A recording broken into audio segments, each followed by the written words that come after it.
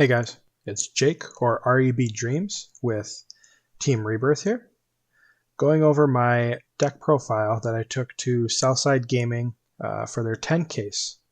I was able to secure a top 8 finish, I think finishing 4th after Swiss, and then overall finish being 6th.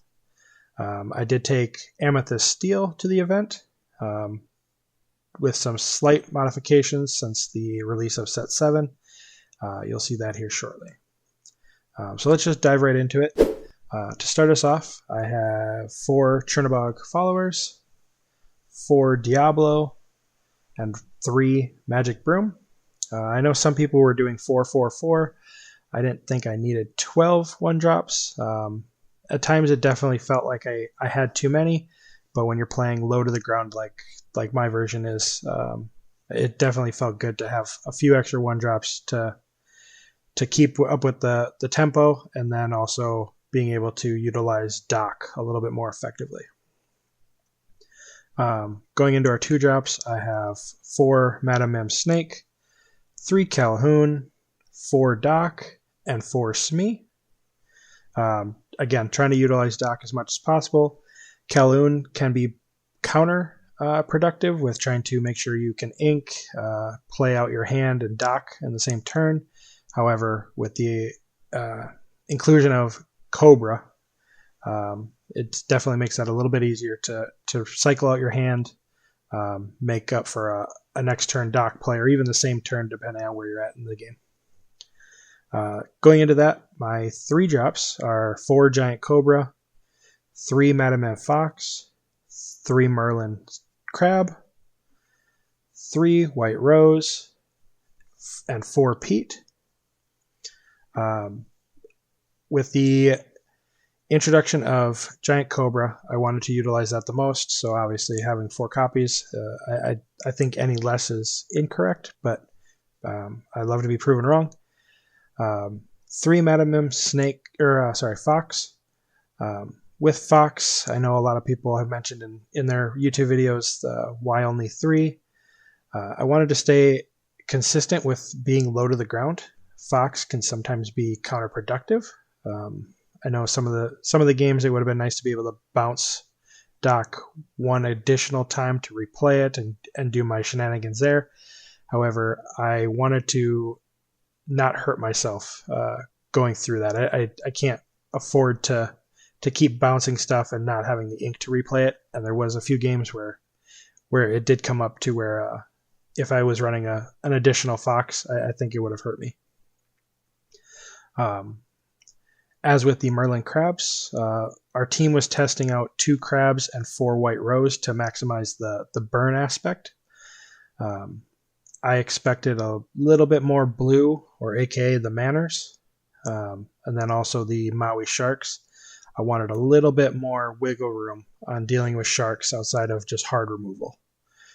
And then obviously the 4 Pete to stop opposing B preps. The B prep targeting was definitely a little bit more on point. I didn't expect Pete to do as much work as it did. I know it's still a great card, but it definitely did a lot more work than I anticipated, especially into some of my matchups I wasn't expecting. With that, I am playing 4 Genies and 4 Merlin Goat. I opted into Genie over Rabbits. I know some people still like Rabbit because it's essentially a guaranteed draw 2 at the least. However, in the mirrors, I've noticed that Genie is a lot better in terms of it requires hard removal, or it requires more of a mid-range build with Elsas, Bells, stuff like that to deal with it. So I opted to stick with this, and then this allows me to also deal with opposing Maui Sharks, stuff like that, when paired with Crab. As for actions or songs, I am running 3 Friends and 4 Strength.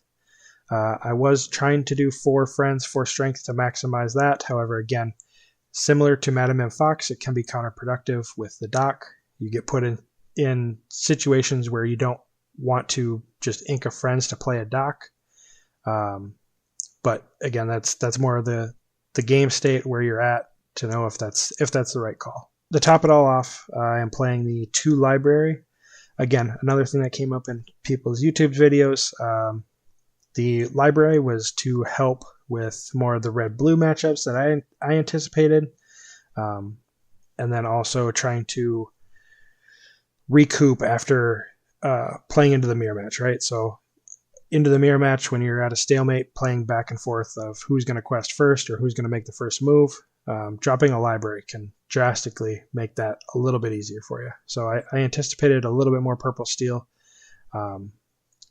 I did not run into any purple steel. I ended up running into 5 ruby sapphires, 1 ruby amethyst, and 1 emerald steel. And then my round 8, I ID'd with Zan, who was on blue steel or sapphire steel items to secure our top 8. Within top 8, I played against Jeremy, who ended up winning the whole event. Again, congrats to Jeremy.